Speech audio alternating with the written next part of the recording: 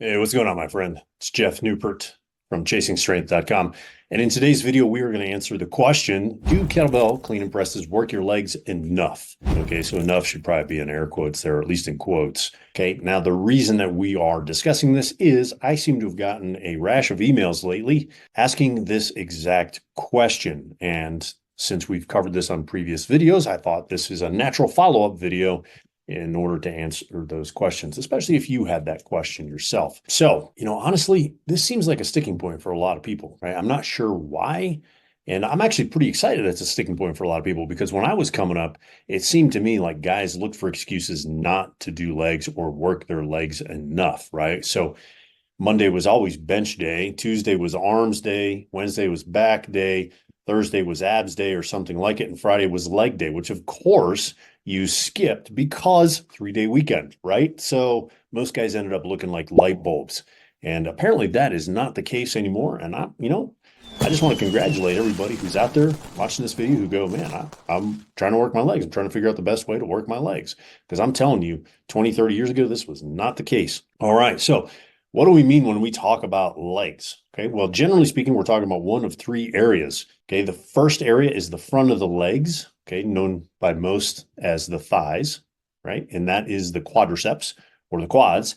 The second area is the back of the legs, the hamstrings and the glutes, okay, also known as the posterior chain. And the third area is the lower leg or the calves, which actually is part of the posterior chain as well. Now, the kettlebell clean, whether you're doing a single or double kettlebell, is a hip dominant movement, which means that it biases the back of the legs or that posterior chain. And depending on how you perform it, it also hits or works your calves. Okay. Now, notice I just used the word biases. And that's because the clean also works the quadriceps, especially that teardrop muscle at the base of the knee, or right above the knee, right at the base of the thigh. That's called the vastus medialis. And it's critically important for knee health and maintaining knee health, right? So it's important that you make sure this is developed. And lo and behold, the clean, single or double, actually does work that vastus medialis quite well.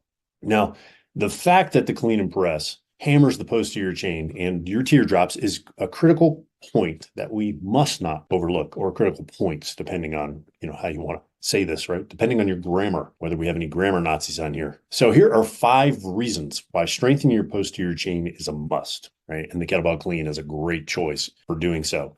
Number 1, strengthening your posterior chain prevents, even eliminates lower back injuries that are associated with aging. Number 2, strengthening your posterior chain improves your ability to run and jump if and when you need to or choose to, along with improving overall athleticism, which decreases as you age. Number 3, strengthening your posterior chain reduces the likelihood of slipping and falling, which, in case you haven't noticed this or don't know this yet, ask some of your older relatives. The number 1 fear of people over 65 is the fear of falling. Okay. So number 4, strengthening your posterior chain improves ADLs, or activities of daily living, which just makes life easier, right? As you know, as we age, as most people age, life gets harder, okay? Because they don't have the strength and the mobility to do the things they did when they were younger, okay?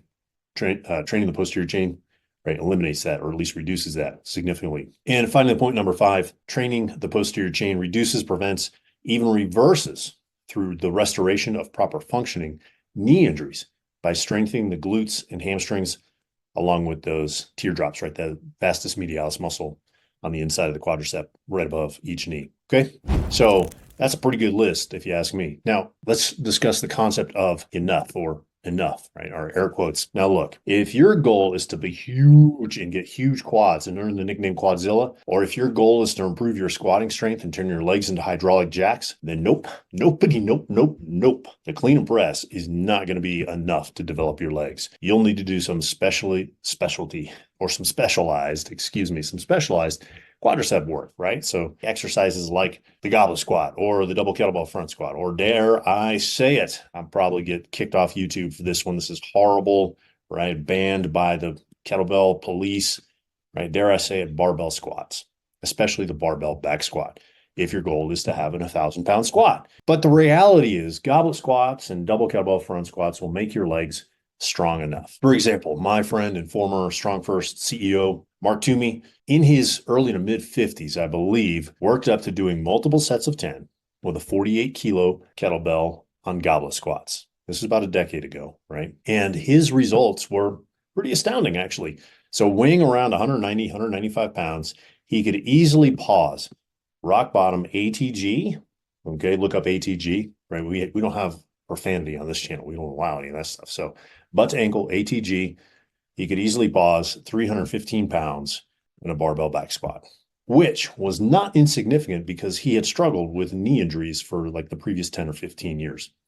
All right. So, I mean, I think that's a pretty good ROI, or return on investment, if you ask me. So, furthermore, if that's not enough for you, former powerlifting world champion Donnie Thompson, who was the first man to ever total 3,000 pounds in the sport of powerlifting, he would routinely double front squat a pair of 40-kilo kettlebells for sets of 8, multiple sets of 8. I think it was 3 sets of 8, and he'd pause them. And he said that that was enough for him. Okay. So, I think those are two pretty good examples. We've got an everyday example of an average Joe, and then like a superhuman. Okay. So I think that's probably enough. Okay. So let's throw up an interesting side note here. I just want to bring up, okay, that several guys have reported. Now, I'm not saying this will happen to you. I'm not saying this is everybody, but several guys have reported getting huge pumps in their legs and pretty significant cases of DOMS, delayed onset muscle soreness, after doing just clean and presses.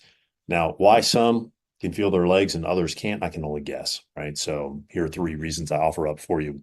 One is they have better mind-muscle connection, right? That's a good old bodybuilding term. And they're able to use their muscles more because they're more aware of what they should be using, what muscles they should be using, okay? Number 2, they have better technique, which then empowers them to use that mind-muscle connection and actually use more of their muscles when they lift on both the clean and the press. And then finally, number 3, they're just stronger, right? So using heavier weights makes your whole body stronger, and that'll be more challenging for your whole body as a whole. Okay. So more weights, more damage, more pump. Okay. Hopefully that makes sense. So look, at the end of the day, whether or not your clean and presses are going to be enough to work your legs is entirely up to you based on your goals. Okay. One thing's for sure. Guys who are serious about getting stronger and leaner with their kettlebells are embracing the double kettlebell clean and press as the go-to minimalist exercise to get them there. Okay. So hopefully you found this video helpful. If you want a large variety of leg exercises along with your single kettlebell clean and presses and want to dump some body fat in the next 3-4 weeks before the end of the holiday season and get a head start for the new year, I'll leave a link for a program below in the description. Okay. If you want to test out the double kettlebell clean and press, right? You want to get your feet wet with that, I recommend starting with the Strong program. I'll leave a link in the description below for that. And if you're looking for an intermediate to advanced clean and press plan, I'll leave a link in the description below for that. And finally, if you're looking to incorporate a large dose of squatting with your clean and presses, I'll leave a link in the description below for a plan that will help you do just that. Okay. So hopefully you found this video helpful. If you did, click the like button, click the subscribe button if you haven't already. And if you know a friend or family member or multiple friends who want to know the answer to, is the double kettlebell or the kettlebell, single kettlebell clean and press enough for training your legs and getting your legs bigger and stronger, well, you can share this video with them. Okay. Hopefully you found this video helpful. Until next time, my friend, stay strong.